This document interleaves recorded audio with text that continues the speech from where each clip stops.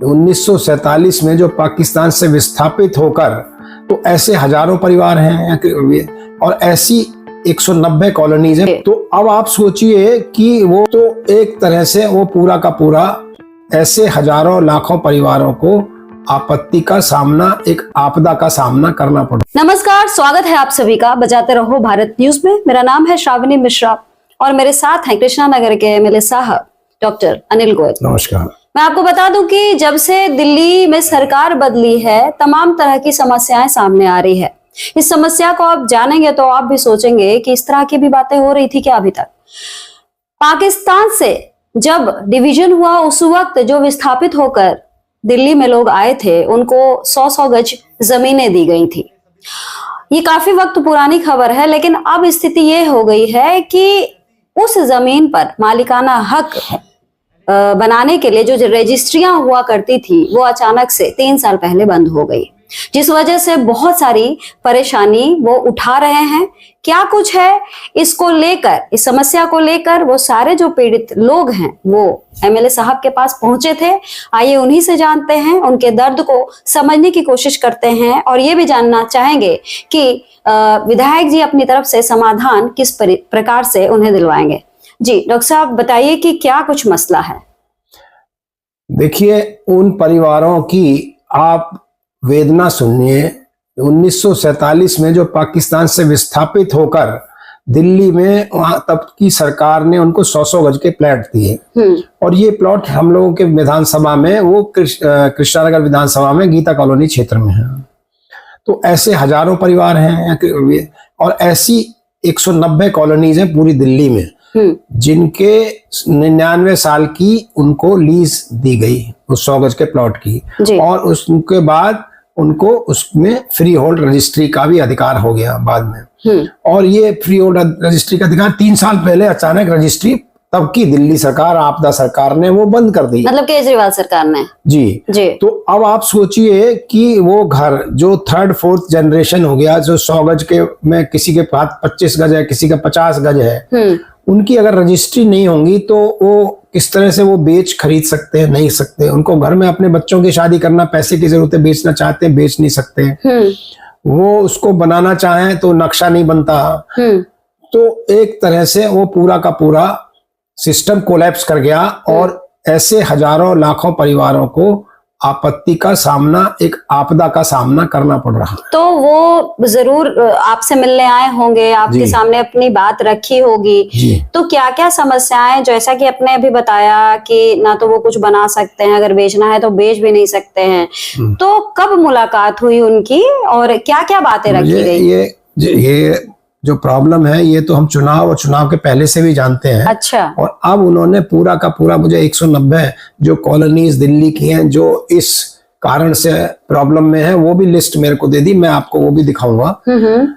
वो करीब 15 दिन पहले, और हमने इस विषय में अपने डिस्ट्रिक्ट मजिस्ट्रेट से भी बात किया और हम और भी अपने दिल्ली के मंत्रियों से भी मैं बात कर रहा हूँ, मैडम सीएम से भी मैं बात कर रहा हूँ। और मेरा ये संकल्प है कि ये रजिस्ट्री जल्दी से जल्दी खुले, जिससे कि जो हजारों लाखों लोगों को दिल्ली में समस्या हो रही है, वो उसका समाधान निकले और उनके परिवार में खुशी आए।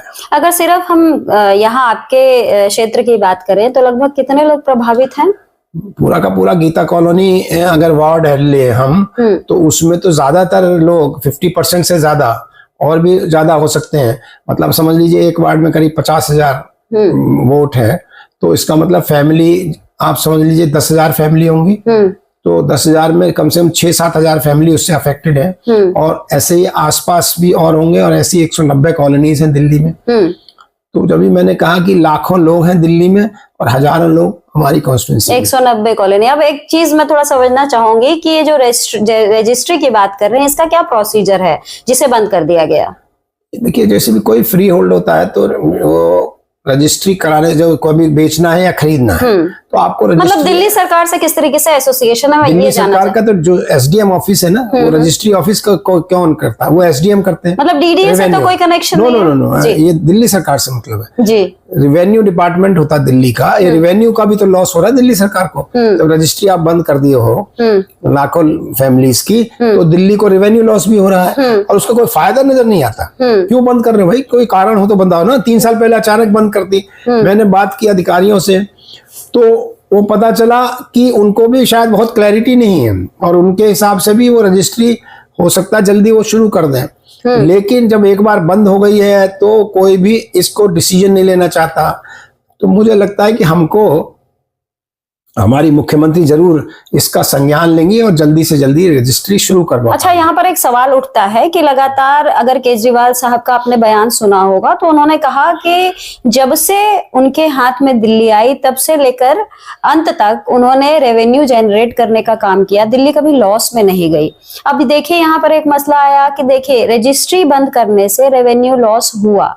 यहाँ के जो पूर्व विधायक थे एसके बग्गा साहब, उनके पास भी लोग पहुंचे होंगे क्योंकि ये जो दिक्कत है पिछले 3 साल से बंद हुई है। कुछ नहीं किया उन्होंने। तो उन्होंने कारण क्या बताया, क्यों बंद किया गया? अगर रेवेन्यू प्रॉफिट में जाने की बात वो करते हैं तो यहाँ तो सामने सामने दिख रहा है ना डॉक्टर साहब की लॉस है। मैंने बताया कि इसका कोई कारण ही नहीं नजर आता। 3 साल पहले क्यों बंद कर दिया, इसका कोई कारण, जो इतने सालों से रजिस्ट्री हो रही थी तो उनको बंद करने का कोई कारण ही नहीं है। ये ह्यूमन एंगल भी है, ये रेवेन्यू लॉस भी है और ये एडमिनिस्ट्रेटिव इशू भी है। तो बंद करने से किसको फायदा है ये मुझे समझ नहीं आया। तो कहीं ना कहीं इसमें एक नेग्लिजेंस है। इसको लेकर क्या आप अधिकारियों के साथ ये बात बिल्कुल मैंने बोला, अभी डिस्ट्रिक्ट मजिस्ट्रेट से मैंने दिया, उनको ज्ञापन भी दिया, अपने लोगों के सिग्नेचर के साथ दिया, लोग जितने भी हैं। और मैं इसमें आदरणीय मुख्यमंत्री जी से भी बात करने वाला हूं और इसका समाधान जल्दी से जल्दी निकालने की ये हमारी कोशिश रहेगी और मुझे लगता है मुख्यमंत्री जी जरूर इसका संज्ञान लेंगी।